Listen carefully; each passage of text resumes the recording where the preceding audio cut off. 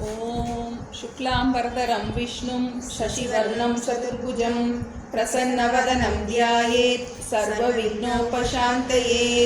सरस्वती नमस्तुभ्यं वरदे कामरूपिणी। विद्यारम्भं करिष्यामि सिद्धिर्भवतु मे सदा।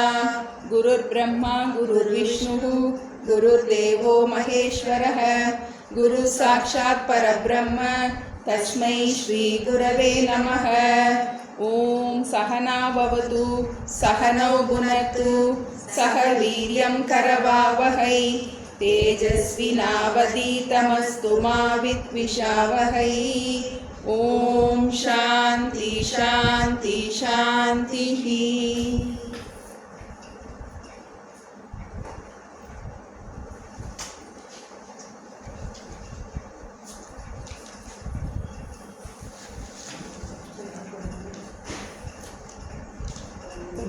மாதராசை பொருந்தினர் பொருந்தார் உள்ளம் தன்னில் அந்தரத்தில் ஜீவ சாட்சி மாத்திரமாய் நிற்கும் எண்ணிலங்களிலும் மிக்க எழுநிலம் அவற்றின் மேலாம் நன்னிலம் மருவும் ஏக நாயகன் பதங்கள் போற்றி ஈரழி தளிக்கும் செய்கைக்கு ஏதுவாய் அயனாய் மாலாய் ஆந்திர ஈசனுமாய் தானே அனந்த மூர்த்தியுமாய் நிற்கும் பூன்ற முத்தனுமாய் இன்ப புனரியாதவனாய் நாளும் தோன்றிய விமல போத ஸ்வரூபத்தை பணிகின்றேனே.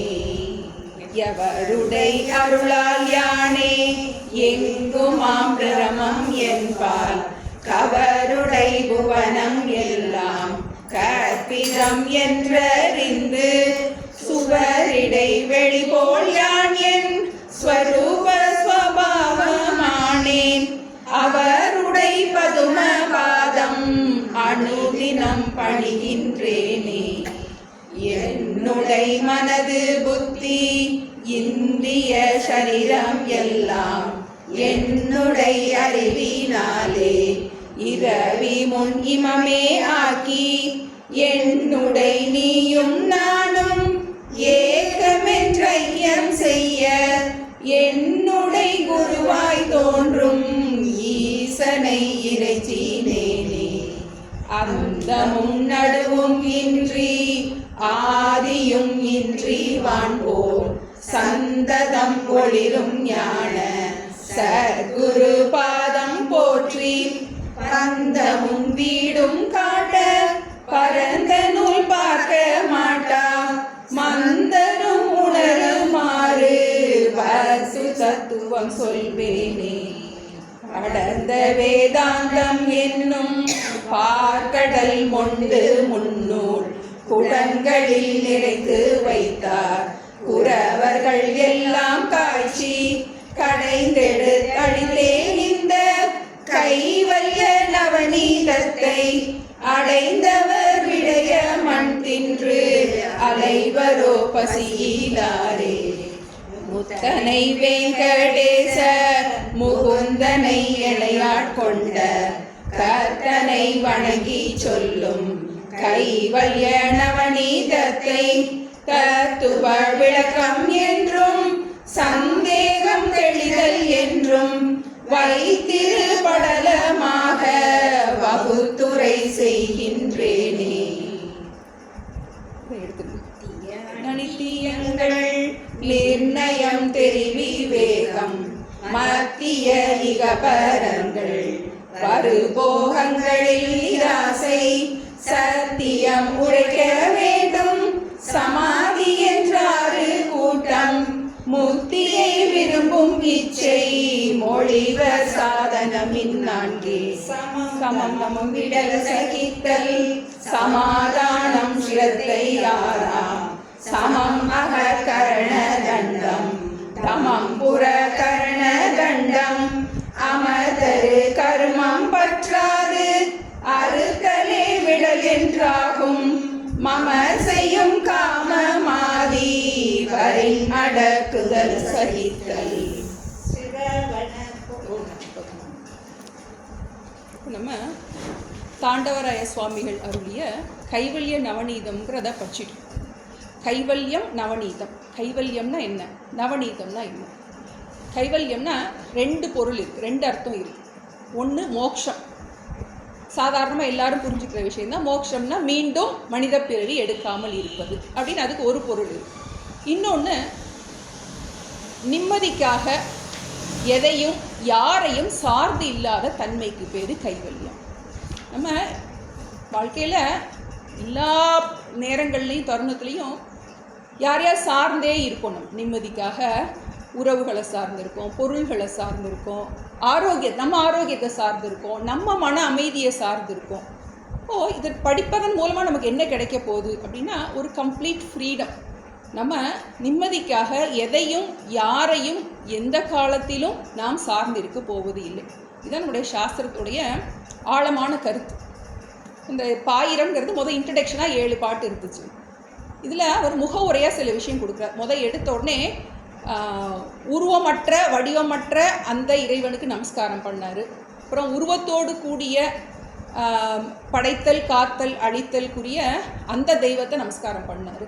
அப்புறம் இந்த இறைவன் தான் என்னுடைய குருவாக வந்திருக்காரு அப்படின்னு சொல்லிட்டு, அந்த குரு வேற இறைவன் வேறு இல்லை அப்படின்னு சொல்லிட்டு அந்த குருவை நமஸ்காரம் பண்ணார். அதுக்கப்புறம் தன்னுடைய பிரயோஜனத்தை சொல்லி குருவை நமஸ்காரம் பண்ணார். இந்த குரு எனக்கு என்ன கொடுத்தாரு அப்படிங்கிறத சொல்லி நமஸ்காரம் பண்ணுறாரு. நம்மளே இருக்க ஒரு ரொம்ப காலம் கழிச்சு நம்ம டீச்சரை போய் பார்க்கும்போது, டீச்சர் எனக்கு நீங்கள் அதெல்லாம் சொல்லி கொடுத்தீங்க, எனக்கு இப்போ அவ்வளோ பிரயோஜனமாக இருக்குது நம்ம சொல்கிறோம் இல்லையா. என் வாழ்க்கையில் இதெல்லாம் சொல்லி கொடுத்தீங்க, அதை சொல்லி கொடுத்தீங்க, இன்றைக்கி நான் நல்லா இருக்கேன்னா அதுக்கு காரணம் உங்களுடைய டீச்சிங் தான் அப்படின்னு நம்ம சொல்கிறோம். அது மாதிரி இவர் தான் குருக்கிட்ட என்ன படித்தார், என்ன அவர் புரிஞ்சுக்கிட்டாரு அப்படிங்கிறத பற்றி சொல்கிறார். ரொம்ப முக்கியமான விஷயம். இது கொஞ்சம் டஃப்பாக தெரிகிற மாதிரி தெரியும். இந்த 280 பாட்டு இருக்குது. 280 பாட்டில் அவர் என்ன குரு சொல்லி கொடுத்தாரு அப்படிங்கிறத ஒரு 4 வரியில் சொல்கிறார். எவருடைய அருளால் யானே எங்குமாம் பிரம்மம். நான் நான் உடம்பாகவும் மனசாகவும் நினச்சிட்டு இருந்தேன். ஆனால் குரு என்னை பற்றி சொல்லி கொடுத்தார். யானே எங்குமாம் பிரம்மம். 2வது கவருடைய புவனம் எல்லாம் கற்பித்தம். இந்த உலகமெல்லாம் நான் உண்மை நினச்சிட்டு இருந்தேன், உண்மையில் எல்லாமே மாய தோற்றம் அப்படிங்கிறத குரு எனக்கு புரிய வச்சார். நம்ம பலவிதமான பலவிதமான துக்கத்தில் கடந்து நம்ம தவிச்சிட்டு இருக்கோம். இப்போ சாஸ்திரம் என்ன சொல்லுது, இது எல்லாமே மாய தோற்றம் அப்படின்னு ஒரு பெரிய உண்மையை குரு எனக்கு சொல்லி கொடுத்துருக்காரு. 3வது என்னுடைய மனது புத்தி இந்திரிய சரீரம் எல்லாம் இரவி முன் இமமே ஆக்கி அப்படின்னு ஒரு பாட்டு பாட்டு. இந்த உடம்பு மனசு புத்தி எல்லாம் ஒரு தோற்றம்தான். இந்த உடல் மனம் புத்திக்கு ஆதாரமான பொருள் நான். இப்போ நான் இந்த கண்ணாடி என்னுடையது, நான் கண்ணாடி அல்ல. இந்த புஸ்தகம் என்னுடையது, நான் புஸ்தகம் அல்ல. இந்த உடை என்னுடையது, நான் உடை அல்ல. இந்த உடல் என்னுடையது, நான் உடல் அல்ல. இந்த மனம் என்னுடையது, நான் மனம் அல்ல. எதெல்லாம் என்னால் அறியப்படுகின்றதோ அவையெல்லாம் நான் கிடையாது. இந்த துக்கம் என்னால் அறியப்படுகின்றது, இந்த துக்கம் நான் அல்ல. அப்போ உண்மையில் இவற்றை எல்லாம் பார்க்கின்ற நான், அதுதான் உண்மையான நான். அந்த உண்மையான நான் சுக துக்கத்திற்கு வேறான நான். அது சுகப்படுவதும் இல்லை, துக்கப்படுவதும் இல்லை, எல்லாவற்றுக்கும் சாட்சியாக இருக்கின்றது அப்படின்னு அந்த ஒரு பெரிய உண்மையை குரு சொல்லி கொடுத்தாராம். சொல்லி கொடுத்தோடனே இவருக்கு என்ன ஆச்சா, இரவி முன் இமமே போல. எப்படி சூரியன் வந்தோடனே பனி எங்கே போச்சு, போயே போச்சு, காணா போச்சு, எப்படி போச்சுன்னு தெரிய போயிடுச்சு. அது மாதிரி இந்த உபதேசம் நான் நன்றாக புரிந்து கொண்டவுடன் என்னுடைய துக்கம் எல்லாம் என்ன ஆயிடுச்சு, எப்படி சூரியன் பார்த்த பனி போல என் மனதில் இருக்கின்ற துக்கம் எல்லாம் நீங்கிவிட்டது அப்படின்னு சொல்லிட்டு, இதுதான் என் குரு எனக்கு கொடுத்த உபதேசம். இந்த 280 பாட்டில் அவர் என்ன சொல்லி கொடுக்க போகிறாரு, துக்கத்திலிருந்து பூர்ணமான விடுதலையை கொடுக்க போகிறார். எப்படி ஒரு அவ்வளோ ஒரு இருட்டாக இருக்குது வாழ்க்கை, அதில் ஒரு வெளிச்சம், ஒரு விளக்கு வந்தோன்னே என்ன ஆயிடுது, நமக்கு பாதை தெரியுது. இப்போ பாதை நமக்கு இருட்டாக இருக்கும்போது எப்படி ஒரு வெளிச்சம் நமக்கு ஒரு வழிகாட்டியாக இருக்கோ, அதுபோல் இந்த நமக்கு பரிபூர்ணமாக துக்கத்திலிருந்து ஒரு வெளிச்சத்துக்கு கொண்டு வரப்போகுது இந்த நூல். நமக்கு என்ன படிக்கிறோன்னு தெரியணும், எதுக்காக படிக்கிறோன்னு தெரியணும். அடுத்து கடைசி பாட்டில் என்ன சொல்ல போகிறேன், யாருக்கு சொல்ல போகிறேன், எதுக்காக சொல்ல போகிறேன், 3 விஷயத்த சொன்னார். என்ன சொல்ல போகிறேன் அப்படின்னா, பந்தமும் வீடும் காட்ட பரந்த நூல் பார்க்க மாட்டா மந்தரும் உணருமாறு வஸ்து தத்துவம் சொல்வேனே சொன்னார். பந்தம்னா என்ன, வீடுனா என்ன? வீடுனா மோட்சம். மோட்சம்னா என்ன, பந்தம்னா என்ன? பந்தம்னா துக்கம். மோட்சம்னா 2 அர்த்தம் பார்த்தோம். ஒன்று இறந்ததுக்கப்புறம் கிடைக்கிற மோட்சம், அது நமக்கு தெரியாது, கிடைக்குமா கிடைக்காதான்னு தெரியாது. இப்போ நமக்கு முதல்ல இப்போ பிரச்சனைக்கு வழி வேணும். நமக்கு 2மே நமக்கு கிடைக்கும். இறந்ததுக்கப்புறம் நமக்கு பிறவி இல்லைன்னு சாஸ்திரம் சொல்லுது, நம்ம அதை நம்புகிறோம். இப்போ இருக்கிற பிரச்சனையை எப்படி நம்ம வந்து ஹேண்டில் பண்ண போகிறோம்? இப்போ நம்ம கைவிலே நவநீதம் படிக்கிறனால நம்ம வாழ்க்கையில் இருக்கிற பிரச்சனைகள்லாம் மறைஞ்சு போகுமா? அப்படிலாம் சொல்ல போகிறது கிடையாது. இந்த பிரச்சனையை எப்படி நம்ம ஹேண்டில் பண்ண போகிறோம், இதை எப்படி நாம் கையாள போகின்றோம், இப்போ நம்ம ஆட்டிடியூடில் எப்படி ஒரு மாற்றத்தை கொண்டு வர போகின்றோம், அதுதான் நம்ம பார்க்க போகிறோம். பந்தமும் வீடும் காட்ட, மோட்சம்னா என்ன, பந்தம்னா என்ன, இதெல்லாம் எனக்கு புரியுமா? இதெல்லாம் பெரிய வேர்டாக இருக்குது. வந்து மோட்சம் ஆத்மாங்கிற வேர்டெல்லாம் ரொம்ப பெருசாக இருக்கே, இதெல்லாம் எனக்கு சரிப்பட்டு வருமா அப்படின்னு நினைக்கிறவங்களுக்காக பந்தமும் வீடும் காட்ட பரந்த நூல் பார்க்க மாட்டா மந்தர். நான்லாம் ரொம்ப வீக் ஸ்டூடெண்ட், ரொம்ப பிலோ ஆவரேஜ் தான் நான். வந்து எனக்கெல்லாம் இது புரியுமான்னு தெரியல. இதெல்லாம் என்னமோ சம்ஸ்கிருதத்தில் கடப்படான்னு என்னமோ சொல்கிறாங்க, இதெல்லாம் ரொம்ப ஹையாக தெரியுதே. ஆனால் எனக்கு நிம்மதியாக இருக்கணுங்கிற எண்ணம் எல்லாருக்கும் இருக்கு இல்லையா? வந்து அறிவு இருக்கோ அறிவு இல்லைம்மா, இந்த லௌகிக அறிவு இருக்கோ, மேக்ஸ் தெரியுதோ சயின்ஸ் தெரியுதோ, அதெல்லாம் வந்து நமக்கு செகண்டரி. எல்லாரும் நிம்மதியாக இருக்கணும்னு நினைக்கிறோம் இல்லையா? பிரச்சனைகளில் எப்படி சமாளிக்க தெரியாமல் இருக்கும் இல்லையா? அப்படிப்பட்டவருக்கு எனக்கு நிம்மதி வேணும், போதும், நான் பிறந்து கஷ்டப்பட்டதெல்லாம் போதும், இனிமேல் எனக்கு ஒரு பிறவாமை வேண்டும் அப்படின்னு யார் நினைக்கிறாங்களோ, மோட்சம்னா என்னது, மீண்டும் பிறவாமை, யாருக்கு அந்த ஒரு தேடுதல் இருக்கோ. நம்ம சாஸ்திரத்தில் 4 புருஷார்த்தங்கள்னு சொல்லுவோம். நம்ம லைஃபோடைய கோல், எல்லாருடைய கோல் இந்த 4க்குள்ளே தான் அடக்கும். அறம், பொருள், இன்பம், வீடு, இந்த 4 தான். ஒன்று நீ வந்து பொருளை தேடுவ, இல்லாட்டி தர்மமாக இருப்ப, இல்லாட்டி சுகத்தை அனுபவிப்ப, இல்லாட்டி இது 3 போதும் அப்படின்னு நினச்சிட்டு எனக்கு மோட்சம் வேணும்னு கேட்போம். இந்த 4 புருஷார்த்தத்துக்குள்ளே தான் நம்ம வாழ்க்கையோட எல்லா 4 டப்பா வச்சுக்கலாம். இதுக்குள்ளே தான் நம்ம இது அடங்கும். பொருள் சம்பாதிக்க போகிறோமா, பொருளை அனுபவிக்க போகிறோமா, இல்லை நிறைய புண்ணிய காரியம் பண்ண போகிறோமா, நிறைய சர்வீஸ் பண்ண போகிறோமா, ஹெல்ப் பண்ண போகிறோமா, இல்லாட்டி இதெல்லாம் போதும், நான் வந்து எல்லா பிறப்பும் பிறந்து இழைத்தேன், புல்லாய் பூடாய் புழுவாய் மரமாகி அப்படின்னு சொல்லிட்டு எனக்கு மோட்சம் வேணும்னு சொல்லணும். இப்போ இந்த நூல் வந்து இந்த 3 போதும், இனிமேல் நான் வந்து ஏதோ மோட்சம்னு சொல்கிறாங்க, அதை பற்றி கொஞ்சம் தெரிஞ்சுக்கிறதுக்காக வர்றேன். ஆனால் எனக்கு ரொம்ப பெருசாலாம் ஒன்றும் தெரியாது, நான் ரொம்ப ஒரு என்னது வீக் ஸ்டூடெண்ட். நான் வந்து அப்படிப்பட்ட மந்தரும் உணருமாறு வஸ்து தத்துவம் சொல்வேனே. வஸ்து தத்துவம்னா அந்த பரம்பொருள் தத்துவத்தை நான் எளிமையாக சொல்லி கொடுக்க போகிறேன் அப்படிங்கிறத, இதான் நம்ம என்ன படிக்க போகிறோம். இதை 2 பிரிவாக வச்சுருக்காரு. தத்துவ விளக்கம் என்றும் சந்தேகம் தெளிதல் என்றும் இருபடலமாக வைத்து உரை செய்கின்றேனே சொல்கிறேன். இதில் 2 பார்ட், 2 போர்ஷன் இருக்குது. முதல் படித்தது நம்ம 7,1000 இன்ட்ரடக்ஷன். அடுத்து தத்துவ விளக்கம்ங்கிறதுல இந்த தத்துவத்தை, பரம்பொருள் மெய்ப்பொருள் தத்துவத்தை உபதேசம் பண்ண போகிறார். நம்ம உலகம்னா என்ன, நான் யார், உலகம் என்ன, இறைவன்னா யார், இதை பற்றி நிறையா தத்துவார்த்தமான விசாரங்கள் நிறையா கொடுக்க போகிறாரு அந்த முதல் 100 ஸ்லோகத்தில். இதில் பல இது வந்து நம்மளால் புரிஞ்சிக்க முடியாமல் இருக்கலாம், நிறைய டவுட் வரலாம், ஏற்றுக்க முடியாததாக இருக்கலாம். அதெல்லாம் சந்தேகம் தேடுதல் பாடலத்தில் 180 பாடல். நம்ம சாஸ்திரத்தை எதையுமே நம்ம பிளைண்டாக அக்செப்ட் பண்ணுன்னு சொல்ல போகிறதே கிடையாது. Can ask any number of question. நமக்கு எல்லாமே வந்து எத்தனை கேள்வினாலும் நம்ம கேட்கலாம். நம்ம டவுட்டை வந்து நம்ம வரவேற்பாங்க. வந்து நம்ம கன்வின்சிங்காக இருக்கணும். நம்மளால் இதை ஏற்றுக்க முடியுதா, அறிவுபூர்வமாக நம்ம வந்து இதை யோசிக்கணும். அதுக்காக 180 பாடல். 1000ங்கிறது இதில் வந்து அவர் வேதாந்தத்தில், உபனிஷதங்களில், பகவத்கீதையில் இருக்கிற எல்லா முக்கியமான பாயிண்ட்ஸ் எல்லாம் எடுத்து காய்ச்சி கடைந்து எடுத்து அளித்தேன் இந்த கைவல்ய நவநீதத்தை. நவநீதம்னா வெண்ணெய்.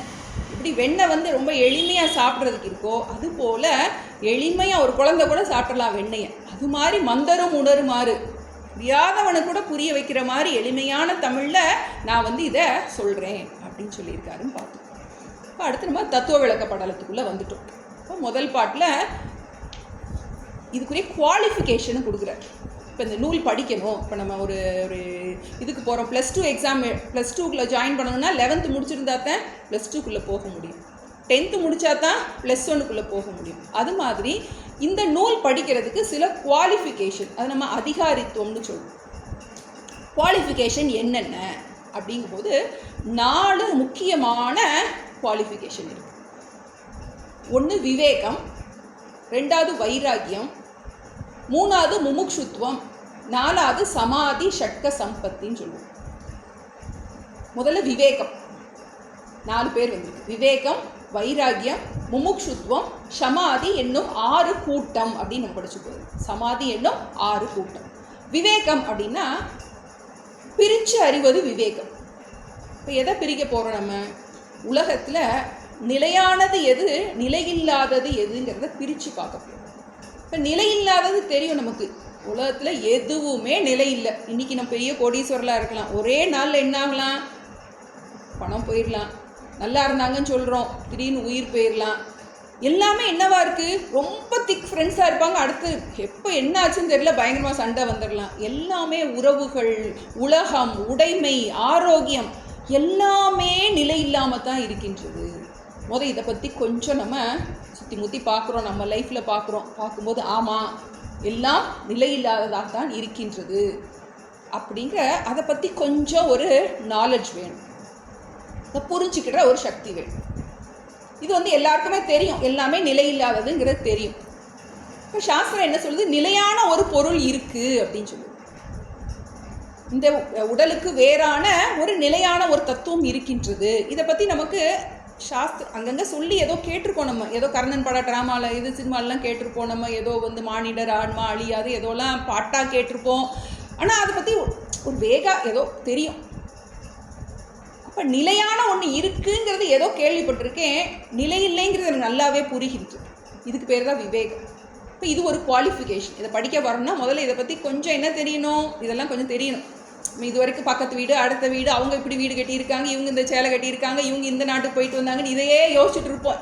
இப்போ நம்மளை பற்றி கொஞ்சம் யோசிக்கிறது, நிலையானது எது, நிலை இல்லாதது எது, அதை பற்றி பிரித்து தெரிஞ்சுக்கிற ஒரு அறிவில் ஒரு சக்தி, பகுத்தறியும் ஆற்றல், இதை பற்றி தெரிஞ்சுக்கணும்.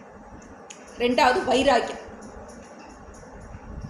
என்ன பார்த்தோம் நம்ம, மத்திய இகபரங்கள் வருபோகங்களில் நிராசை, இகலோகத்திலும் பரலோகத்திலும் உள்ள எல்லா சுகமும் எனக்கு போதும் அப்படின்னு நிராசை, ஆசையிலிருந்து விடுபட்டது. எல்லாம் பார்த்துட்டேன், நான் எதுக்குள்ளே போனாலும் பிரச்சனை இருக்குது, எனக்கு இனிமேல் வேணுங்கிறது இடையூறு இல்லாத அமைதி எனக்கு வேணும். இப்போ எல்லா விஷய சுகத்திலிருந்தும் எனக்கு ஒரு வைராக்கியம் நமக்கு ரொம்ப தேவை. ஏன்னா அறம்பொருள் இன்பம் வீடு பார்த்தோம், நமக்கு மோட்சங்கிறதா எனக்கு வேணும். அப்படிங்கும்போது என்ன பண்ணுறோம், இதெல்லாம் எனக்கு போதும் அப்படின்னு வெறுத்து போய் விடுறது கிடையாது. எல்லாம் பார்த்தாச்சு, முடிச்சாச்சு, நீ அடுத்ததை பார்க்கலாம் அப்படின்னு என்ன பண்ணுறோம், அது பேர் அறிவுபூர்வமான வைராக்கியம். சும்மா அதை வெறுத்து போய் நான் பேச மாட்டேன் அப்படிங்கிற மாதிரி அந்த ஒரு ரோஷத்தினால அப்படி அது நிலச்சி நிற்காது. இது அறிவுபூர்வமான வைராக்கியம். எனக்கு எல்லாம் புரிஞ்சு போச்சு, இதெல்லாம் இப்படி தான் இருக்கும், மனுஷர்கள் மாறுவாங்க, உலகம் மாறும், உடைமைகள் மாறும், ஆரோக்கியம் மாறும், இதெல்லாம் எனக்கு போதும், இதை நான் சார்ந்திருந்ததெல்லாம் போதும், விஷய சுகம் போதும், இனி எனக்கு ஆத்ம சுகம்தான் வேணும் அப்படின்னு இதுலேருந்து என்ன பண்ணுறான், அவன் ட்ராவல் பண்ணி இங்கிட்டு வர்றான். அந்த 3 விட்டுட்டு மோட்சம் வேணும்னு வர்றான். அவனுக்கு இருக்க வேண்டிய குணம் என்னது, விவேகம், வைராக்கியம். 3வது முக்தியை விரும்பும் இச்சை. அதை நம்ம என்ன சொல்கிறோம், முமுக்ஷுத்துவம். முமுக்ஷுத்துவம்னா நன்றாக மோட்சந்தான் வேணும். முமுக்ஷுத்துவம்னு சம்ஸ்கிருதத்தில் சொல்லுவோம். மோட்சத்தில் இச்சை. ரொம்ப நீங்கள் டேர்ம்ஸ் எல்லாம் கன்ஃபியூஸ் பண்ணுவோம். மோட்சம் வேணும், நீங்கள் தமிழில் புரிஞ்சுக்கிட்டாலே போதும். நீங்கள் சம்ஸ்கிருதம்லாம் நம்ம நிறையா நாள் படித்தவங்களுக்காக நம்ம சொல்கிறது, மோட்சம் வேணும் என்னும் இச்சை. எனக்கு எல்லாம் போதும், இனிமேல் என்னுடைய கடைசி காலத்துக்கு என்ன பண்ணுறோம் நம்ம, நான் நிம்மதியாக என்னுடைய காலத்தை முடிக்கணும், இனி அடுத்து பிறவி இல்லாமல் வேணும். பிறவி இல்லாமல் அது நமக்கு தெரியாது, அது ரொம்ப இன்டெஃபினிட். எல்லா மதத்துலேயுமே செத்ததுக்கப்புறம் சொர்க்கம் எல்லாம் சொல்கிறாங்க, அதெல்லாம் செத்து பார்த்தா தானே தெரியும். அதெல்லாம் என்ன சொல்லணும், வி பிலீவ். அதெல்லாம் இப்போ இருக்கும்போது என்னுடைய காலத்தை என்ன பண்ணுறேன், நான் நிம்மதியாக என்னுடைய காலத்தை எதையும் சார்ந்து இல்லாமல் இருக்கின்ற ஒரு நிம்மதி. கைவல்யத்துக்கு 2 அர்த்தம் சொல்லியிருக்கணும். அப்போ இது நமக்கு முக்தியை விரும்பும் இச்சை. இது நமக்கு அதிகமாக இருக்கணும். இந்த கிளாஸ்க்கு வரும்போது நமக்கு எதுக்காக வர்றோம்னு தெரியணும். எனக்கு இனிமேல் மோட்சம் வேணும். அடுத்து சமாதி என்று 6 கூட்டம்னு ஒரு 6 குணங்கள் தேவையானதை ஒரு கேப்சூலாக போட்டுட்டார். மொத்தம் 4 சாதனங்கள். அந்த 4 சாதனங்களில் ஒன்று சமாதி என்ற 6 கூட்டம். அந்த சம ஆதி, சமாதினா அந்த இறந்து போகிற அந்த கெட்ட சமாதி கிடையாது. இந்த தியானத்தில் வர்ற அந்த நிர்விகல்ப சமாதின்னு சொல்லுவாங்க, தியானத்தின் உச்ச நிலை, அந்த சமாதி கிடையாது. இது சம ஆதி. அப்படின்னா சமம் முதலிய 6 குணங்கள். நமக்கு கேள்வி வரும், சமாதினா என்ன, அந்த 6 கூட்டம் என்ன அப்படிங்கிறத 9வது பாடலில் அதை நம்ம பார்த்துட்டு இருந்தோம். சமம், தமம், விடல், சகித்தல், சமாதானம், ஸ்ரத்தை, ஆறாம். 6 விஷயம் கொடுத்துருக்காரு. சமம், தமம், விடல், சகித்தல், சமாதானம், ஸ்ரத்தை அப்படின்னு அந்த பேரை கொடுத்துட்டார். முதல் வரியில் என்னெல்லாம் குவாலிஃபிகேஷன் இந்த சமாதி ஷட்க சம்பத்தி நம்ம சம்ஸ்கிருதத்தில் சொல்லுவோம். இதில் சமாதி என்ற 6 கூட்டம்னு கொடுத்துருக்கார். இந்த 6ஓட பேர் சொல்லிட்டார். இப்போ அடுத்ததை என்னங்கிற எக்ஸ்பிளைன் பண்ணுறார். சமம் அகக்கரண தண்டம். சமம்னா என்ன அப்படின்னா அகக்கரண தண்டம். கரணம்னா கருவிகள், இன்ஸ்ட்ருமெண்ட்ஸ். இப்போ அகக்கரணம்னா அந்த கரணம். இப்போ நம்ம கை இருக்குது, கால் இருக்குது, இதெல்லாம் புறக்கரணம்.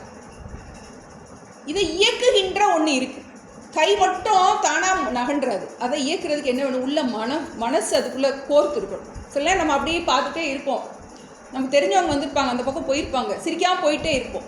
கண்ணு பார்த்துருக்கோம், ஆனால் என்ன இருக்காது, அந்த மனசு வந்தோட என்ன இருக்குது, கோர்த்து இருக்காது. இப்போ இதை இயக்குகின்ற இந்த இந்திரியங்கள் எல்லாத்தையும், கண்ணு, காது, மூக்கு எல்லாத்தையும் இயக்குகின்ற ஒரு அந்த கரணம்னு ஒன்று இருக்குது. ஒரு இன்னர் இன்ஸ்ட்ருமெண்ட்னு சொல்லுவோம். அந்த கரணம். அந்தம்னா உள்ள, கரணம்னா இன்ஸ்ட்ருமெண்ட்.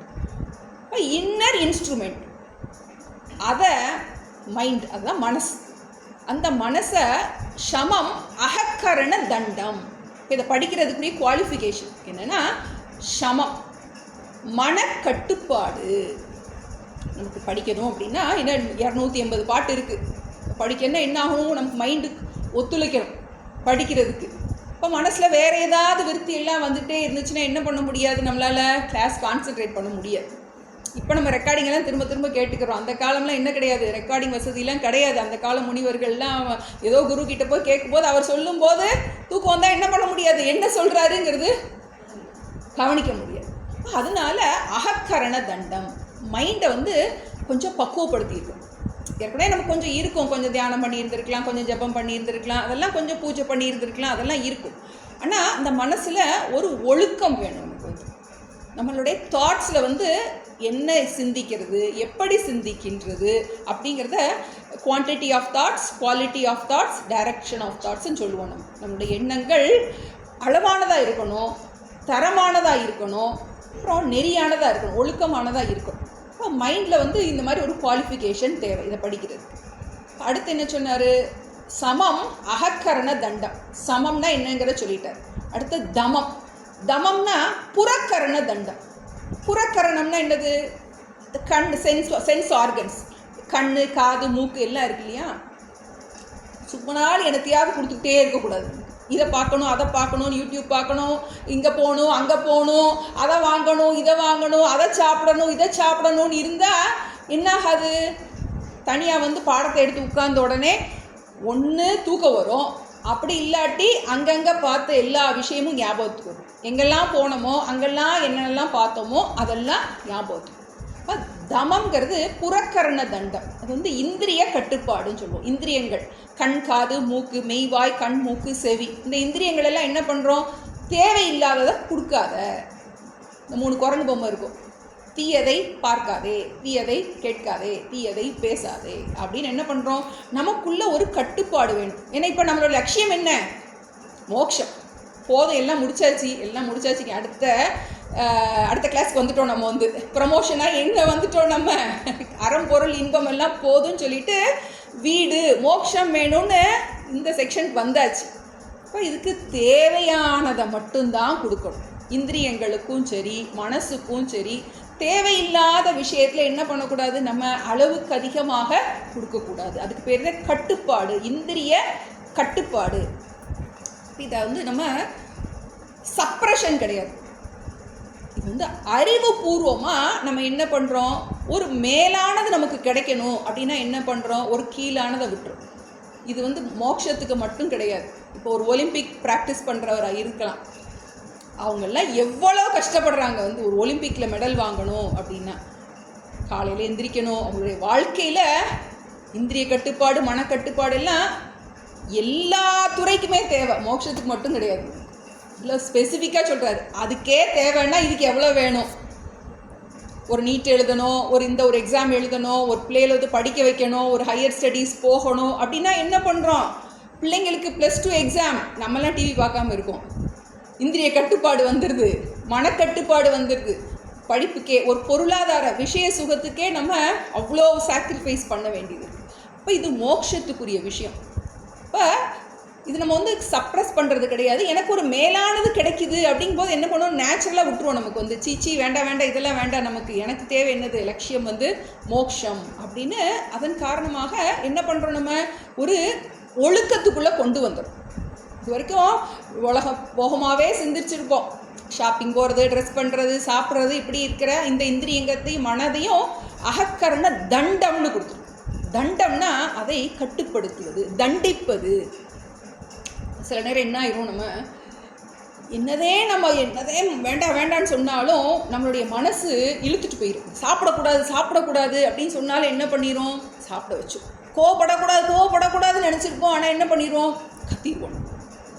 இப்போ இந்த மாதிரி சமயத்தில் என்ன பண்ணலாம், நம்ம அதுக்கு தண்டம் கொடுக்கறது, தண்டிக்கிறது அப்படின்னா அதை கட்டுப்படுத்துவோம். நான் வந்து கோவப்பட்டுட்டேன்னா அதுக்கு என்ன பண்ணுறது, அதை எப்படி தண்டிக்கிறது, எனக்கு நானே தண்டனை கொடுத்துக்கிறது. இதுக்கு பரிகாரமாக நான் என்ன பண்ண போகிறேன், 1008 தடவை நான் ஓம் நம சிவாய சொல்ல போகிறேன். அதனால என்ன ஆகும், நமக்கு அடுத்த தடவை நம்ம பண்ண மாட்டோம், ஒரு எச்சரிக்கையோடு இருப்போம். நமக்கும் இதுதான் தண்டம்னு சொல்கிறோம். நமக்கு நாமே அதை நெறிப்படுத்தும். ஒரு செய்யக்கூடாத ஒரு விஷயத்தை நான் செஞ்சுட்டேன், இன்றைக்கி நான் வந்து யூடியூப் பார்க்கவே கூடாதுன்னு நினச்சேன், ஆனாலும் என்ன பண்ணிட்டேன், நான் வந்து என்னோடய லிமிட்டுக்கு மேலே நான் வந்து இதில் டைம் ஸ்பெண்ட் பண்ணிட்டேன். லிமிட்டுக்கு மேலே நான் என்ன பண்ணிட்டேன், தேவையில்லாத சாப்பிட்டுட்டேன், ரொம்ப நேரம் புறணிலாம் பேசிட்டு வந்துட்டு புக் எடுத்தால் என்னாகும், என்னெல்லாம் பேசினதுனா மைண்டுக்குள்ளே போகுமே ஒழிய பாடம் ஒரு சுட்டு கூட என்னாகாது, உள்ளே போகாது. அப்போ அந்த மாதிரி சமயத்தில் தண்டம்னா என்னது, அதை ஒழுங்குபடுத்துவது. அப்போ நான் வந்து இது மாதிரி பண்ணிட்டேன், அதுக்காக சிவபுராணம் சொல்ல போகிறேன், இந்த ஸ்தோத்திரம் பண்ண போகிறேன் அப்படின்னு என்ன பண்ணுறது, நமக்கு நாமே அதை அறிவுபூர்வமாக நமக்கு ஒரு சின்ன ஒரு பனிஷ்மெண்ட் மாதிரி கொடுத்துக்கிறது. அடுத்த தடவை அந்த தப்பு நம்ம சின்ன பிள்ளைலாம் பண்ணுறோம் இல்லையா, அதே தான். நம்ம மைண்டுங்கிறது ஒரு குழந்தை மாதிரி தான். அந்த குழந்தை எப்படி நம்ம வந்து அதை தட்டி சரி பண்ணுறோமோ அதே மாதிரி கண்டபடி தான் போக்கில் திரிஞ்ச இந்த மனசை என்ன பண்ணுறோம், நம்ம கொஞ்சம் கொஞ்சமாக வந்து அதை தட்டி கொடுத்து அதை நல்வழிப்படுத்துகிறோம். நல்லதையே கேட்டு, நல்லதையே பேசி, நல்லதையே செஞ்சு அதை நெறிப்படுத்தும். அகக்கரண தண்டம், புறக்கரண தண்டம். சமம் அகக்கரண தண்டம், தமம் புறக்கரண தண்டம். சமம் என்பது மனக்கட்டுப்பாடு, தமம் என்பது இந்திரிய கட்டுப்பாடு. அடுத்து சொல்கிறாரு, அமர்தரு கர்மம் பற்றாது அறுத்தலே விடல் என்றாகும். இப்போ நம்ம சமம், தமம், விடல், சகித்தல், சமாதானம், ஸ்ரத்தை அப்படின்னு வரியில் சொன்னார். அதே ஆர்டரில் போகிறாரு. சமம்னா என்ன, அகக்கரண தண்டம். தமம்னா புறக்கரண தண்டம். இப்போ அடுத்து விடல்னா என்ன, அமர்தரு கர்மம் பற்றாது அறுத்தலே விடல் என்றாகும். அமர்தரு கர்மம், அர்மம்னா அமர்னா துன்பத்தை தருகின்ற, கர்மம்னா செயல்கள், டியூட்டிஸ், துன்பத்தை தருகின்ற செயல்கள். பற்றாது விடல் என்பதே, பற்றாது அறுத்தலே விடல் என்றாகும். இப்போ துன்பத்தை தருகின்ற இந்த கடமைகள்லையே ஒட்டிக்கிட்டே இருக்கிறது. இப்போ நமக்கு சாஸ்திரத்தில் 4 ஆசிரமம் கொடுத்துருக்கு. பிரம்மச்சரியம், கிரகஸ்தம், வானப்பிரஸ்தம், சந்நியாசம் 4 கொடுத்துருக்கு. அதை இதாக பிரிக்கும் போது 25 வருஷம் படிக்கணும். அடுத்து நம்ம ரஜினிகாந்த் பாட்டு 8 அப்படிலாம் படித்து பார்த்துருக்கோம். அது மாதிரி என்ன பண்ணுறோம், பிரிச்சுருக்கோம்.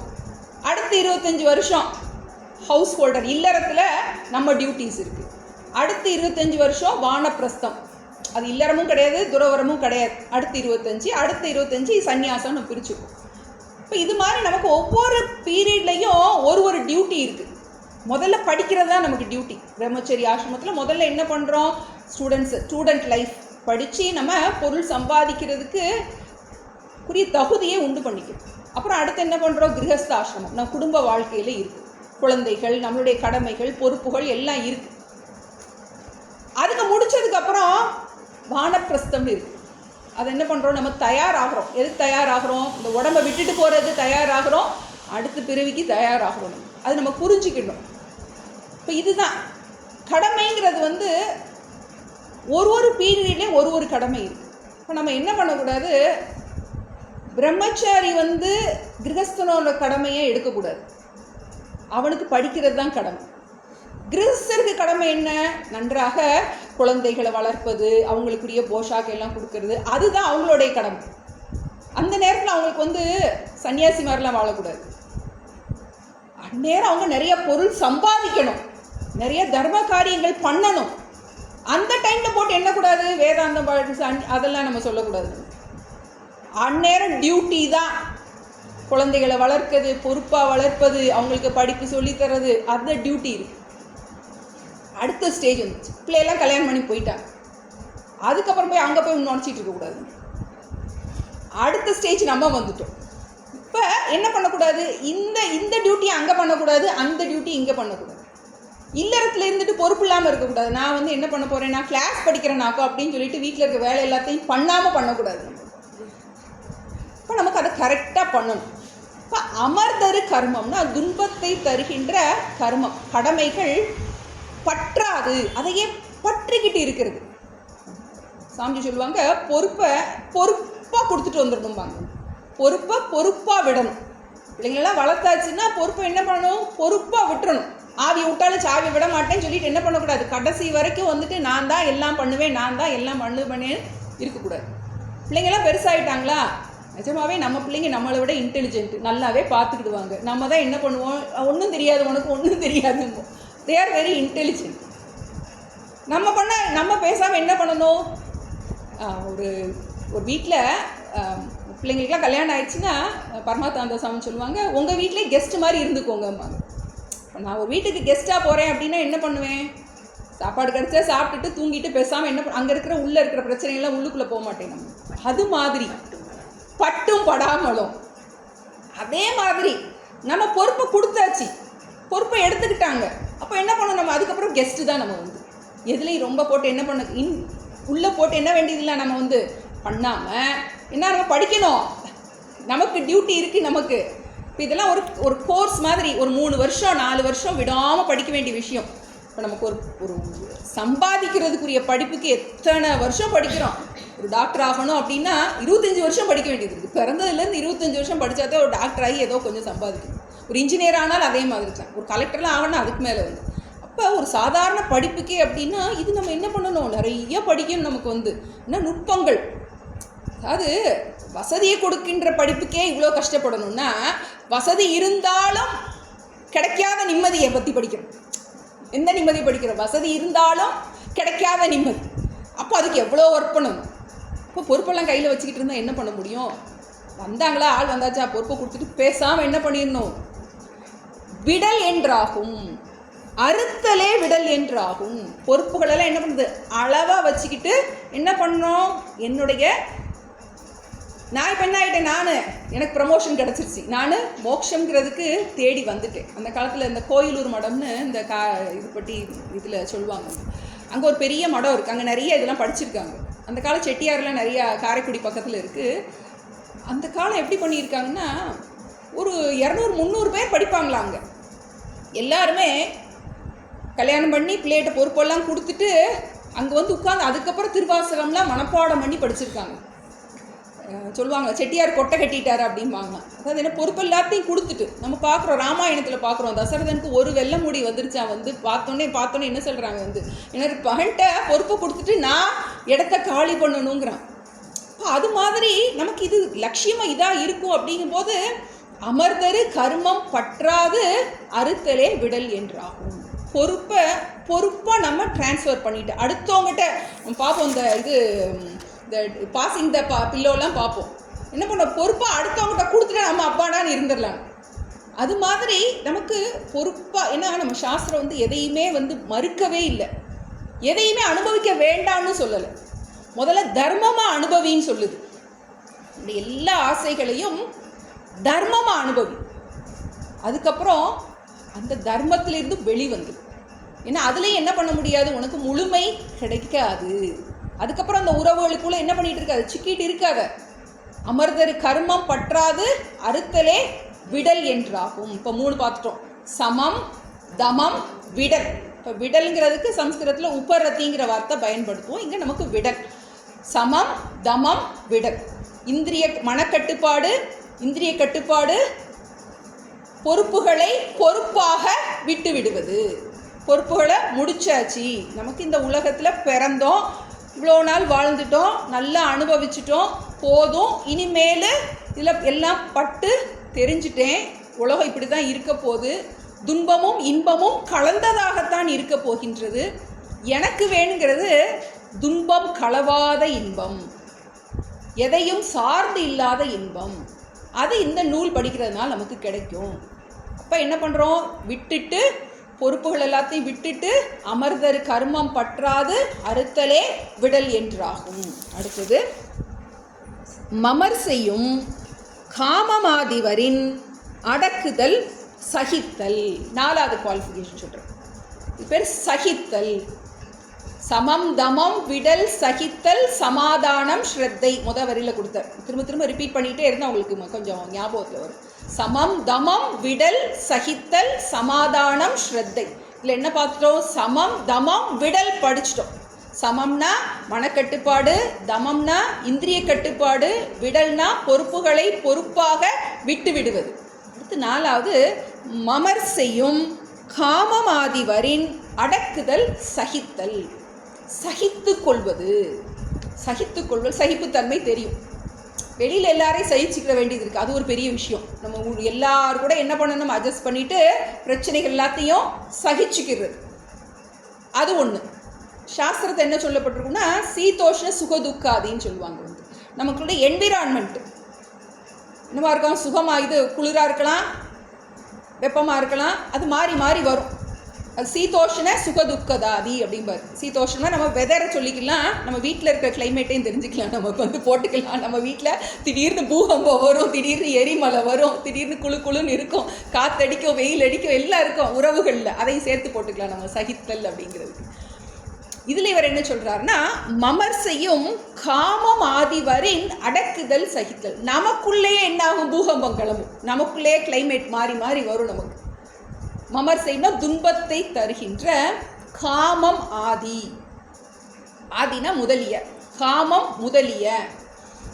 நமக்கு 6 எதிரிகள் நமக்குள்ளே இருக்கு, ஷட் ரிப்புக்கள்னு சொல்லுவோம். 6 எதிரிகள் நமக்குள்ளே இருக்கிற 6 எதிரிகள். காமம், குரோதம், லோபம், மோகம், மதம், மாத்சரியம். 6 விஷயங்கள். காமம்னா ஆசை, குரோதம்னா கோபம். இதெல்லாம் நமக்குள்ளே இருக்கிற எதிரி, இதை நம்ம சகிச்சாகணும். காமம், குரோதம், லோபம்னா நம்மளுடைய பொருளை மற்றவங்ககிட்ட கொடுக்காமல் இருக்கிறது. எனக்கே வேணும், எல்லாம் எனக்கு வேணும், எல்லாம் எனக்கு வேணும், எனக்கு அப்புறம் தான் எல்லாம் அப்படின்னு தன்னையே முதன்மைப்படுத்திட்டு இருக்கிறது. யார் என்ன அனுபவிச்சாலும் எனக்கு அப்புறம் தான் வந்து அப்படின்னு அது பேர் லோப புத்தின்னு பேர். காமம், குரோதம், லோபம், மோகம். மோகம்னா இதனால அறிவில் ஏற்படுகின்ற ஒரு மயக்கம், ஒரு குழப்பம். என்ன செய்வோம், நம்ம அந்த காமத்தை, ஆசை, ஏதோ ஒரு ஆசை, என்ன ஆசையாக வேணும் இருக்கலாம், நம்ம தர்மமாக வேணும்னு எதிர்பார்ப்போம், தர்மமாக முயற்சி பண்ணுவோம், நியாயமாக கேட்டு பார்ப்போம். அப்புறம் என்னாகும், நம்ம ஆசை அதிகமாகிடுச்சு அப்படின்னா அதர்மமாக கூட வந்து அதை ஆட்டை போட நினைப்போம். அறிவில் ஏற்படுகின்ற மயக்கம். காமம், குரோதம், லோபம், மோகம், மதம். மதம்னா ஒரு பிடிவாத குணம். நான் சொல்கிறதா சரி, எனக்கு அது கிடைச்சே ஆகணுங்கிற அந்த ஒரு தம்பத்துவம் மதம்.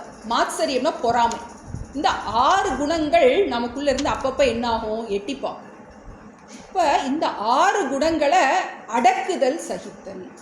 எப்பெல்லாம் இந்த மாதிரி ஒரு துர்குணங்கள் நமக்குள்ளே இருந்து வருதோ, எட்டி பார்க்கின்றதோ, அதை எல்லாத்தையும் என்ன பண்ணணும், நம்ம அறிவுபூர்வமாக அதை கட்டுப்படுத்தணும். இல்லை நீ பண்ணுறது தப்பு அப்படின்னு என்ன பண்ணுறோம், அதை அடக்குதல், சகித்தல். இது என்ன ஆகும்னா, நமக்கு பூர்வ வாசனையால் போடுறது. அது நமக்கு இத்தனை வருஷம் நம்ம இதையே அனுபவித்து பழகியிருக்கோம். நம்ம இப்போ திடீர்னு வந்து கைவிலைநாடி இந்த புக்கு எடுத்தோடனே இந்திரிய கட்டுப்பாடுங்கிறாங்க, மனக்கட்டுப்பாடுங்கிறாங்க. அதெல்லாம் எப்படி ஒரு நாளில் வந்துடுமா? வராது. அப்பப்போ என்னாகும், எட்டி எட்டி பார்க்கும். அப்படி போகும்போது அப்படி என்ன பண்ணுவோம், நம்ம அப்படி கடையை பார்ப்போம், நம்ம இந்த ஹோட்டலில் சாப்பிட்றலாமான் இருக்கோம், இந்த கடைக்குள்ளே எட்டி பார்த்துடலாமான் இருக்கும். என்னாகும், உடனடியாக விட்டுட்டு போக முடியாது. எல்லா ஆசை என்ன பண்ணும், எட்டி பார்க்கும், கோபம் வரும். எல்லாம் நம்மளுடைய சுபாவம் என்ன ஒரே நாளில் மாறிடாது. அந்த சுபாவம் பழைய வாசனை என்ன பண்ணுது, வந்துச்சுன்னா அதை அறிவுபூர்வமாக அப்பப்போ ஞாபகப்படுத்திக்கணும். இல்லை நமக்கு வந்து அந்த கிளாஸ்லேருந்து ப்ரமோஷன் ஆகிட்டோம், நமக்கு என்னது கைவல்யம் வேணும், நமக்கு கைவல்ய நவநீதம் படிக்கிறோம், நமக்கு மோட்சம் வேணும், நமக்கு துன்பம் களவாத இன்பம் வேணும். அப்பப்போ என்ன பண்ணணும், நம்மளே மோட்டிவேட் பண்ணிக்கணும். நம்ம எதுக்காக இதை பண்ணுறோம், எதுக்காக ஒரு சாக்ரிஃபைஸ் பண்ணுறோம். சாதாரண விஷயம், ஒரு கன்சீவ் ஆகிட்டோம்னா நம்ம எவ்வளோ விஷயத்தை சாக்ரிஃபைஸ் பண்ணுறோம். நமக்கு ஒரு பேபி வேணும் அப்படின்னா நேரம் எவ்வளோ விஷயத்தை சாக்ரிஃபைஸ் பண்ணுறோம். எதனால, ஒரு உயர்ந்த சந்தோஷம் நமக்கு கிடைக்க போகுது அப்படின்னா ஒரு தாழ்ந்த சந்தோஷத்தை என்ன பண்ணுறோம், நம்ம ஆட்டோமேட்டிக்காக நம்ம சேச்சே அதெல்லாம் வேண்டாம், எனக்கு ஒரு பெருசு ஒன்று கிடைக்க போகுது அப்படின்னு நமக்கு அது மாதிரி நமக்கு நாம என்ன பண்ணுறோம், காமமாதிகள் வரின் அடக்குதல், சகித்தல். இன்னும் ஆசை காரணமாக ஆசை வந்துட்டாலே நம்மளால் ஆசை அடைய முடியாததாக இருந்தால் உடனே என்ன வரும், கோபம் வரும். கோபம் வருது அப்படின்னாலே தெரிஞ்சுக்கலாம் நமக்கு ஒரு நிறைவேறாத ஆசை இருக்குது. அந்த ஆசையை அனுபவிச்சே ஆகணும் அப்படின்னு என்ன பண்ணுறோம், அதை சார்ந்து இருக்க தொடங்கிடுறோம். இப்போ இதெல்லாம் நமக்கு குவாலிஃபிகேஷன். சமம், தமம், விடல், சகித்தல். அடுத்தது மமர்சையும் காமமாதி வரை அடக்குதல், சகித்தல். இப்போ இந்த படிச்சுக்கோ நம்ம. சமம், தமம், விடல், சகித்தல், சமாதானம், ஸ்ரத்தை, ஆறாம். இதில் 6 இருக்குது. அந்த 6 என்னும் கூட்டம், 6 கூட்டத்தில் அந்த 6ஓட பெயர் சொல்லப்பட்டது. இந்த பாட்டில் 4 இதை எக்ஸ்பிளைன் பண்ணிட்டார். சமம் அகக்கரண தண்டம், தமம் புறக்கரண தண்டம், அமர்தரு கர்மம் பற்றாது அறுத்தலே விடல் என்றாகும். மமர்சையும் காமமாதிவரின் அடக்குதல், சகித்தல். சமம்ங்கிறது மனக்கட்டுப்பாடு, தமம்ங்கிறது இந்திரிய கட்டுப்பாடு, பொறுப்புகளை பொறுப்பாக விட்டு விடுவது விடல். நம்முடைய சுபாவத்தின் காரணமாக கோபம் முதலியவைகள் உள்ளிருந்து கிளம்பும் போது அதை அடக்குவது, சகித்தல். கோபத்தை என்ன பண்ணுறோம், கண்ட்ரோல் பண்ணிடுறோம். இங்கே வரைக்கும் வாய் வரைக்கும் வந்துடும் வார்த்தை, என்ன பண்ணணும், கப்புன்னு கடிச்சிடணும், வாயை கடிச்சிடணும், என்ன பண்ணிடணும், அதை அடக்குவது. அதை நம்ம கண்ட்ரோலில் கட்டுக்கடக்காத கோபத்தை என்ன பண்ணுறோம், நம்ம கட்டுப்படுத்துகிறோம் முதல்ல. அதுக்கு பேர் அடக்குதல், சகித்தல்.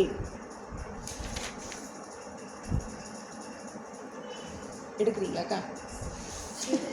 பொருளைத்தானே சித்தம் சிந்திக்குமாறு சரதமாய் வைக்கும் இட்டை சமாதானம் என்பர் மேலோர் பரம சற்குரு நூல் அன்பு பற்றலே சிரத்தையாகும் வரமிகு சமாதி 6 வகையின் சொற்பொருள் இதாமே. சிரவண பொருளைத்தானே சித்தம் சிந்திக்குமாறு சரதமாய் வைக்கும் இட்டை சமாதானம் என்பர் மேலோர் பரம சத்குரு நூல் அன்பு பற்றலே சிரத்தையாகும் வரமிகு சமாதி 6 வகையின் சொற்பொருள் இதாமே. இன்னும் ரெண்டு குணம் இருக்கு, 2 தகுதி நமக்கு வேண்டி. இன்னும் 2 தகுதி, சமம், தமம், விடல், சகித்தல். 4 பார்த்துட்டோம். சமாதானம், ஸ்ரத்தை அப்படின்னு இன்னும் 2 தகுதி. நம்ம இதை நூல் படிக்கிறதுக்குரிய தகுதியில் 4 சாதனைகள் சொன்னார். விவேகம், வைராகியம், சமாதி என்ற 6 கூட்டம், முக்தியை விரும்பும் இச்சை 4. அந்த 4ல் மூணாவதாக இருப்பது சமாதி என்ற 6 கூட்டம். அந்த 6 கூட்டத்தில் 4 பார்த்துருக்கோம். கன்ஃபியூஸ் ஆகிற மாதிரி இருக்கும், திரும்ப திரும்ப நம்ம கேட்டே இருந்தால் பழகிடும். இந்த சமாதி என்ற 6 கூட்டத்தில் 4 பார்த்துட்டோம். சமம், தமம், விடல், சகித்தல். இப்போ நம்ம பார்க்க போகிறது சமாதானம். இப்போ சமாதானம்னா என்ன அப்படின்னு கொடுக்குறாரு. முதல் 2 வரியில் அந்த சமாதானத்துக்குரிய லட்சணம்னா இலக்கணம். சிரவண பொருளை தானே சித்தம் சிந்திக்குமாறு சரதமாய் வைக்கும் இத்தை சமாதானம் என்பர் மேலோர். மேலோர்னா அறிஞர்கள், பெரியோர்கள். சமாதானம் என்பர் மேலோர். அறிஞர்கள், குருமார்கள் சமாதானம் என்று சொல்கிறார்கள். எதை? சிரவண பொருளை தானே சித்தம் சிந்திக்குமாறு. ஸ்ரவணம்னு நம்ம கேட்குது. சிரவணம்னா கேட்பது. இப்போ நம்ம நிறைய கேட்க போகிறோம், கிளாஸ் எடுக்க போகிறோம், நம்ம 100 பாட்டு சொல்ல போகிறார். குரு கிட்ட கேட்ட விஷயத்தை, சிரவண பொருளை, கேட்ட பொருளை, விஷயத்தை தானே சித்தம் சிந்திக்குமாறு. சித்தம்னா மனம். தானே அதை மட்டுமே சிந்திக்குமாறு, அதை மட்டுமே அதிகமாக யோசித்து கொண்டே இருப்பது. இப்போ நம்ம கிளாஸ் கேட்டுட்டு மூடி வச்சுட்டு அடுத்த வாரம் வந்து திறந்தோம் அப்படின்னா ஒன்றுமே புரியாது. ஏதோ தூக்கத்தில் கனவுல கிளாஸ் கேட்ட மாதிரி இருக்கும். அப்போ என்ன செய்கிறோம், நம்ம இந்த கிளாஸ் கேட்ட விஷயம் நமக்கு ஆள் மனசில் கொஞ்சம், இந்த மாடு பார்த்துருப்போம், கப கப கப கபன்னு சாப்பிட்டுட்டு என்ன பண்ணோம், தனியாக உட்காந்து அதையே அசைப்போம். சினிமா பார்த்துட்டு வர்றோம், பார்த்ததுக்கப்புறம் என்ன பண்ணுறோம், அதையே யோசிக்கிறோம். ஒரு கூட்டத்துக்கு போயிட்டு வர்றோம், ஒரு ஃபங்க்ஷனுக்கு போயிட்டு வர்றோம், கேட்ட விஷயத்தை என்ன பண்ணுறோம், அதையே யோசிக்கிறோம். அது மாதிரி இனிமேல் நம்ம இதை தான் கேட்க போகிறோம். இப்போ கேட்ட விஷயத்த அடிக்கடி என்ன பண்ண போகிறோம், தானே சித்தம் சிந்திக்குமாறு. நமக்கு பிடிச்ச விஷயத்த அடிக்கடி நம்ம தானாகவே கேட்போம், பிடிக்காத விஷயத்தையும் தானாகவே யோசிப்போம். மைண்ட் வந்து 2 குவாலிட்டி இருக்குது. பிடிச்ச விஷயத்தையும் தானாக யோசிக்காது, எஃபர்ட் போட வேண்டியது. பிடிக்காத விஷயத்தையும் தானாக யோசிக்கணும். இப்போ நம்ம என்ன இங்கே பாடம் கேட்குறோமோ, குருவிடம் கேட்ட அந்த ஸ்ரவண பொருளை, அந்த விஷயங்களை என்ன பண்ணுறான், அதை மட்டுமே சித்தம்னா மனம். எப்படிப்பட்ட மனம்? ஏற்கனவே கட்டுப்படுத்தப்பட்ட மனம். சமம், அகக்கரண தண்டம்னு சொல்லிட்டோம். அந்த மனமானது எதுக்காக மனசை கட்டுப்படுத்துகிறோம் தெரியணும். எதுக்கு அகக்கரண தண்டம், புறக்கரண தண்டம்லாம் எதுக்கு கொடுத்தோம்? கண்ணுக்காது மூக்குக்கெல்லாம் ஷட்டர் போட்டோம். நம்ம அப்புறம் தனியாக உட்காந்தா மைண்ட் என்ன கூத்தாடுது, மைண்டுக்கு ஷட்டர் போட்டோம். நோ, டோன்ட் என்ன பண்ணுறோம், அதெல்லாம் யோசிக்காத, போனதெல்லாம் யோசிக்காத, வரப்போகிறதெல்லாம் யோசிக்காத. என்ன பண்ணுறோம், எல்லாத்தையும் விட்டுட்டு கட்டுப்படுத்தப்பட்ட மனதை, ஸ்ரவண பொருளை, சித்தம் தானே சிந்திக்குமாறு, அதை மட்டுமே சிந்திக்குமாறு சரதமாய் வைக்கும் இத்தை. சரதம்னா இங்கிட்டு அங்கிட்டு அலைபாயாமல், சரளமான்னு சொல்கிறோம். இன்னும் பிரேக் இல்லாமல் சரளமாக பேசுகிறா, சரளமாக பாடுறா அப்படிங்கிறோம். அப்படின்னா என்ன அர்த்தம், இடையில கேப் இல்லாமல். அது மாதிரி 2 நாள் படித்தோம், அப்புறம் 2 மாதம் கழித்து புத்தகத்தை தொடங்கினோம் அப்படி இல்லாமல், இது வந்து இந்த ஸ்ரவணம் அப்படின்னாலே ஒரு குரு கிட்ட நீண்ட நாள் படிக்கணும் நமக்கு. அதான் ஸ்ரவணம்னு சொல்லுவோம். ஸ்ரவணம்னா என்ன அப்படின்னா சும்மா ஒரு நாள் கேட்கறது கிடையாது, நமக்கு பிரயோஜனம் கிடைக்கிறது வரைக்கும் படிக்கிறது, நீண்ட நாள் படிக்கிறது. சில நேரம் இருக்கும், சில பிள்ளைங்கள்லாம் ஈஸியாக கேட்சப் பண்ணிடுவாங்க. இப்போ எவ்வளோ நாள் படிக்கணும் அப்படின்னு டெஃபினிட்டாலாம் ஒன்றும் கிடையாது. இப்போ சிஏ அட்டெம்ப்ட் இருக்குது, வந்து சில பிள்ளைங்க ஒரு அட்டெம்ப்ட்லேயே டக்குன்னு பாஸ் ஆகிடுவாங்க.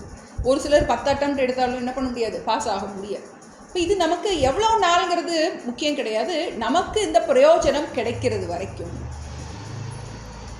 சரதமாய் வைக்கும் இத்தை சமாதானம் என்பர் மேலோர். சமாதானம் என்னும் குணம், சித்தத்தில் இருக்கின்ற, மனதில் இருக்கின்ற அந்த ஒருமுகப்பாடு, கான்சன்ட்ரேஷன், இப்படி ஈஸியாக சொல்லியிருக்கலாம். சமாதானம்னா கான்சன்ட்ரேஷன். என்ன கான்சன்ட்ரேஷன்?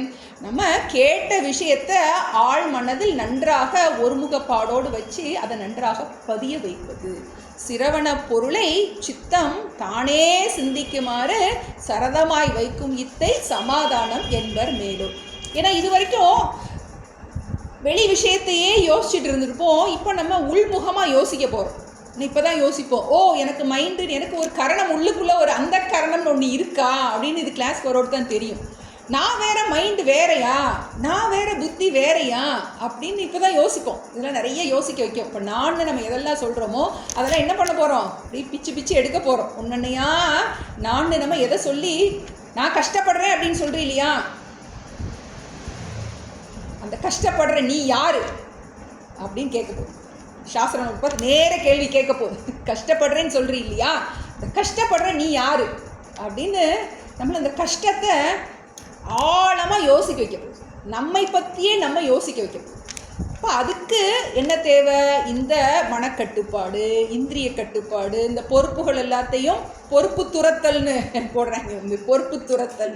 இப்போ பொறுப்புகள் எல்லாம் என்ன பண்ணுறோம், நம்ம முறையாக ஹேண்ட் ஓவர் பண்ணிடுறோம். பண்ணிட்டு என்ன பண்ணுறோம், நம்ம சமாதானம். இதனால் என்ன ஆகும் நமக்கு, இதுக்கு குவாலிட்டி டைம் கொடுப்பது. குவாலிட்டி டைம்னா தரமான நேரம் கொடுப்பது. இதுக்குன்னு மெனக்கெட்டு உட்காந்து என்ன பண்ணுறோம், நம்ம எல்லா வேலையெல்லாம் விட்டுட்டு வர்றோம் இல்லையா, அதான் தரமான நேரத்தை ஒதுக்குவது. சரதமாய் வைக்கும் இத்தை சமாதானம் என்பர் மேலோர். இப்போ நிஜமாவே நமக்கு இது நல்லா பிரயோஜனம் கிடைக்கணும் அப்படின்னா கிளாஸ் முடித்ததோடு இருக்கக்கூடாது. தினம் ஒரு அரை மணி நேரம் நான் இதுக்காக டைம் கொடுக்க போகிறேன், என்னோட நிம்மதிக்காக. வேற நம்ம நிம்மதி இதெல்லாம் வரும்னு நினச்சிட்டோம். நமக்கு வந்து இப்போ ஒரு அரை மணி நேரம் நான் இதுக்காக கொடுக்க போகிறேன். இப்போ என்ன பண்ணலாம், நம்ம இதை சாண்டிங் பழகலாம். நமக்கு வந்து ஏன்னா நம்ம மனப்பாடம் பண்ணும்போது என்ன ஆகும் அப்படின்னா அர்த்தம் மறக்காமல் இருக்கும். இப்போ நான் கேட்குறேன், நான் குவாலிஃபிகேஷன் கேட்குறேன், சமம் தமம் விடல் சகித்தல் சமாதானம் ஸ்ரத்தை ஆறான்னு இந்த பதம் மைண்டில் இருந்துச்சுன்னா நமக்கு டக்குன்னு என்னாகும், நம்ம இந்திரிய நிற்கிற நம்ம மனக்கட்டுப்பாடுலேருந்து தவறணும் அப்படின்னா கிளாஸில் சொன்னதெல்லாம் ஞாபகத்துக்கு வரும். அதுக்காக தான் திரும்ப திரும்ப என்ன பண்ணலாம், நம்ம இதை யோசிச்சுக்கிட்டே இருக்கிறது. சமம் அகக்கரண தண்டம், தமம் புறக்கரண தண்டம், அமர்தரு கர்மம் பற்றாது அறுத்தலே விடல் என்றாகும், மமர் செய்யும் காமமாதிவரின் அடக்குதல் சகித்தல். ஒரு அரை மணி நேரம் இதுக்குன்னு மெனக்கெட்டு டைம் கொடுத்தா அதனுடைய பிரயோஜனத்தை வேறு ஒன்றும் இல்லை, கிளாஸை திரும்ப திரும்ப கேட்கலாம். இப்போ நமக்கு ரெக்கார்டிங் இருக்குது, அதனால் என்ன பண்ணலாம், முடிஞ்ச நேரம் எத்தனையோ விஷயத்தை திரும்ப திரும்ப ஆவாத விஷயத்தை போட்டு கேட்குறோம், ஆவாத நியூஸை போட்டு கேட்டுட்டு இருக்கோம், எத்தனையோ பாட்டை போட்டு கேட்டுக்கிட்டு இருக்கோம். இது என்ன பண்ணுறோம், நமக்கு இப்போ லட்சியம் என்ன, மோட்சம். இப்போ இதை விடாமல் என்ன பண்ணுறோம், சரதமாய் வைக்கும் இத்தை சமாதானம் என்பர் மேலோர். அடுத்து இன்னொரு குணம் சொல்கிறார், பரம சர்க்குரு நூல் அன்பு பற்றலே ஸ்ரத்தை ஆகும். ஸ்ரத்தை அந்த 6வது குணம். குரு கிட்ட வர்றான், வரும்போது அந்த பரம சர்க்குருனா அந்த மேலான ஞானத்தை உடைய, பரமன மேலான ஞானத்தை உடைய சத்குருனா நல்ல சத்குணங்களை உடைய குரு. குருவானவர் எப்படி இருக்கணும், தான் படிக்கிற படி அவர் வாழணும். அவர் தான் உண்மையான சத்குரு. நல்ல குணங்கள் உடையவராக இருக்கணும், பொறுமையோடு இருக்கிறவராக இருக்கணும், எத்தனை டவுட்டு கேட்டாலும் பொறுமையாக சொல்லி கொடுக்கக்கூடியவராக இருக்கணும். அவர் தான் குருவுக்கு லட்சணம்லாம் நிறைய சொல்லப்பட்டிருக்கு. குரு அப்படின்னாலே கூன்னாலே இருட்டு, ரூன்னா வெளிச்சம். இருளில் இருந்து நம்மை வெளிச்சத்துக்கு எடுத்துகிட்டு போவர் தான் குரு. எத்தனையோ சம்சாரத்தில் எத்தனையோ பிரச்சனைகளில் நம்ம வர்றோம், நமக்கு வந்து எத்தனையோ இடர்பாடுகள் இருக்குது. அப்படிப்பட்ட ஒரு மாணவனை உனக்கு நான் வெளிச்சம் தாரேன் அப்படின்னு அவருடைய உபதேசத்தின் மூலமாக நம்மை பற்றி சிந்திக்க வைக்கிறார். அதுதான் குரு. குனா இருள், ரூனா வெளிச்சம். இருட்டிலிருந்து வெளிச்சத்துக்கு நம்மை இட்டு செல்பவர் குரு. அப்படிப்பட்ட குருவிடம் பரம சர்க்குரு நூல்னா சாஸ்திரம். அந்த குருவும் அவர் சொல்லி கொடுக்கின்ற அந்த சாஸ்திரமும் பொய்யில்லை, அவராக சொல்லலை, இது உண்மை. அந்த அன்பு பற்றல்னா அவர் அதுக்கிட்ட இருக்கிற விசுவாசம், அதை நான் முழுமையாக ஏற்றுக்கிறேன். அவர் என்ன சொல்ல போகிறாருங்கிறது நமக்கு புரிஞ்சும் புரியாமையுமா இருக்கும். ஏன்னா நம்ம இது வரைக்கும் யோசித்த கோணமே வேறு மாதிரி நம்ம லைஃப்பை பார்த்துருப்போம். இது கிடச்சா நிம்மதியாக இருக்கும், அது கிடச்சா நிம்மதியாக இருக்கும், இந்த பிரச்சனை முடிச்சுட்டா நான் நிம்மதியாக இருக்க போகிறேன்னு நம்ம நினைப்போம். அப்படி ஒவ்வொரு பிரச்சனை முடித்தோடனே இது முடிச்சிருப்போம், அடுத்த பிரச்சனை ரெடியாக வெயிட் பண்ணும், இப்படியே போயிட்டுருக்கோம் நம்ம. ஆனால் இப்போ சாஸ்திரம் என்ன சொல்லுது, நிலையான நிம்மதி உன்கிட்டயே இருக்குது, நிம்மதியை தேடி நீ வெளியே அலையிற, நிம்மதி என்பது உன்னுடைய ஸ்வரூபம். தூக்கத்தை பாரு, தூக்கத்தில் நீ எந்த பொருளுமே இல்லாமல் நிம்மதியாக இருக்க. அப்போ நிம்மதிக்கு காரணம் பொருள் இல்லை, பொருள் எல்லாத்தையும் விடுறதுல தான் நிம்மதி இருக்குது அப்படின்னு நமக்கு சாஸ்திரம் வேறு கோணத்தில் யோசிக்க சொல்லி கொடுக்க போகுது. அந்த நேரம் பல நேரங்கள் என்ன ஆகலாம், குரு சொல்கிற பல விஷயங்கள் நமக்கு புரியலாம், புரியாமல் இருக்கலாம், ஏற்றுக்க முடியாமல் இருக்கலாம். ஆனால் ஒரு நீண்ட நாள் ஒரு குரு கிட்ட இவர் சொல்கிறது பொய் இல்லை, இவர் உண்மையை தான் சொல்கிறாரு அப்படின்னு நமக்கு அந்த குரு கிட்ட வர்ற அந்த நம்பிக்கைக்கு பேர் ஸ்ரத்தை. ஸ்ரத்தைனா நம்பிக்கை, அறிவுபூர்வமான நம்பிக்கை, முட்டாள்தனமாக கூட்டுத்தனமாக கிடையாது. நம்ம எத்தனை டவுட்னாலும் நமக்கு வரலாம், நம்ம டவுட் என்ன பண்ணலாம், நம்ம கிளாரிஃபை பண்ணி குடிக்கக்கூடியவராக இருக்கணும் அந்த குரு. அப்படிப்பட்ட குருவிடம் பரம சர்க்குரு நூல் அன்பு பற்றலே ஸ்ரத்தையாகும். இப்போ 6வது சொல்லிட்டார் வந்து வரமிகு சமாதி 6 வகையின் சொற்பொருள் இதாமே. சமாதி என்ற 6 கூட்டம் சொன்னார். இப்போ என்ன சொல்கிறாரு, சமாதி 6 வகை, சமம் முதலிய 6 கூட்டம், சமம் தமம் விடல் சகித்தல் சமாதானம் ஸ்ரத்தை, இந்த 6 வரமிகு அப்படின்னு கொடுக்குறாரு. வரம் மிகு, வரம்னாலே வரன்னாலே தேர்ந்தெடுப்பதுன்னு அர்த்தம். வரன் பார்க்கறது அப்படின்னா நம்ம சூஸ் பண்ணுறது. இப்போ வரம் மிகுனா நம்ம தேர்ந்தெடுக்கப்பட வேண்டியதெல்லாம் உத்தமமானது இதுதான், நம்ம தேர்ந்தெடுக்கப்பட வேண்டிய உத்தமமான இந்த குணங்கள். வரமிகு 6 வகையின் சொற்பொருள் இதாமே, இதுதான் இதனுடைய பொருள், இதற்கு அர்த்தம். சொற்பொருள்னா இந்த சொற்களின் அர்த்தம் இதாமே. என்னென்ன, சமம் அகக்கரண தண்டம், தமம் புறக்கரண தண்டம், அமர்தரு கர்மம் பற்றாது அறுத்தலே விடல் என்றாகும், மமர் செய்யும் காமமாதிவரின் அடக்குதல் சகித்தல், ஸ்ரவணப் பொருளை தானே சித்தம் சிந்திக்குமாறு சரதமாய் வைக்கும் இத்தை சமாதானம் என்பர் மேலோர், பரம சர்க்குரு நூல் அன்பு பற்றலே ஸ்ரத்தையாகும். 6 வரமிகு சமாதி 6 வகையின் சொற்பொருள் இதாமே. நிறைய வேர்ட்ஸ் கேட்டிருக்கோம் நம்ம. இதெல்லாம் முதல்ல என்ன தலை சுத்துற மாதிரி இருக்கும். முதல்ல புதுசாக வர்றவங்களுக்கு மாதிரி இருக்கும், ஆனால் கொஞ்சம் நல்லா இருக்கே அப்படின்னு இருக்கும். புரியும் புரியாது, கிளாஸில் உங்களுக்கு 10% தான் புரியும், அப்புறம் புரியாத மாதிரியே இருக்கும். கொஞ்சம் கொஞ்சமாக திரும்ப திரும்ப கேட்கும்போது என்ன சொல்ல வர்றாங்க, ஏன்னா இது வரைக்கும் நம்ம கோயில் போயிருப்போம், பதிகம் பாடியிருப்போம், அந்த மாதிரி யாத்திரை போயிருக்கலாம், இந்த மாதிரியாக இருக்கும். இப்போ இது நம்மளை உள்முகமாக நம்ம திருப்பி கொண்டு வருது. இப்போ கொஞ்சம் டஃப்பாக இருக்கிற மாதிரி இருக்கும், வேர்ட்ஸ் நிறைய இருக்கிற மாதிரி இருக்கும், திரும்ப கொண்டு போய் காலேஜில் விட்ட மாதிரி ஒரு ஃபீலிங் இருக்கும். திரும்ப என்ன இது நமக்கு அது மாதிரி தான்.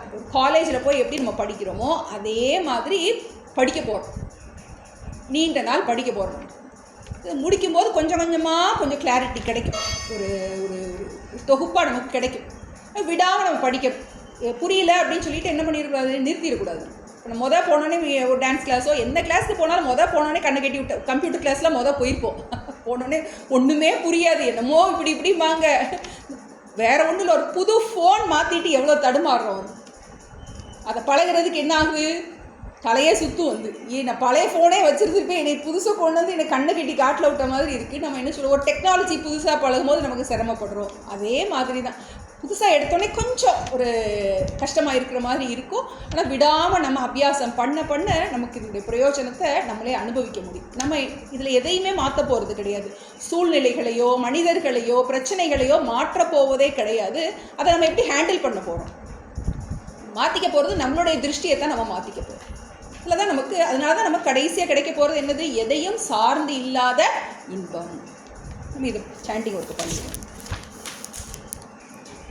நித்திய அனித்தியங்கள் நிர்ணயம் தெரிவிவேகம், மத்திய இகபரங்கள் கருபோகங்களில் நிராசை, சத்தியம் உரைக்க வேண்டும் சமாதி என்றாறு கூட்டம், முக்தியை விரும்பும் இச்சை மொழிவர் சாதனமின் 4, சமம் தமம் விடல் சகித்தல் சமாதானம் ஸ்ரத்தை 6, சமம் அக கரண தண்டம் தமம் புற கரண தண்டம், அமர்தரு கர்மம் பற்றாது அறுத்தலே விடல் என்றாகும், மமர் செய்யும் காமமாதி வரின் அடக்குதல் சகித்தல், சிரவண பொருளை தானே சித்தம் சிந்திக்குமாறு சரதமாய் வைக்கும் இத்தை சமாதானம் என்பர் மேலோர், பரம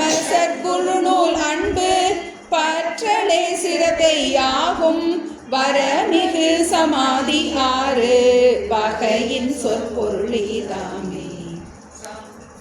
ஐயனே எனதுள்ளே நின்று அனந்த ஜென்மங்கள் ஆண்ட மெய்யனே உபதேசிக்க வெளிவந்த குருவே போற்றி. உய்யவே முக்தி நல்கும் உதவிக்கோர் உதவி நாயேன் செய்யுமாறொன்றும் காணேன் திருவடி போற்றி போற்றி.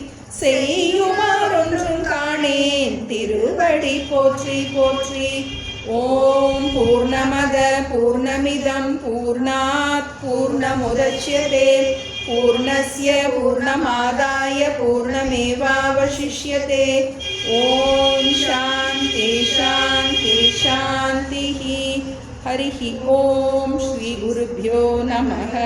ஹரிஹி ஓம்.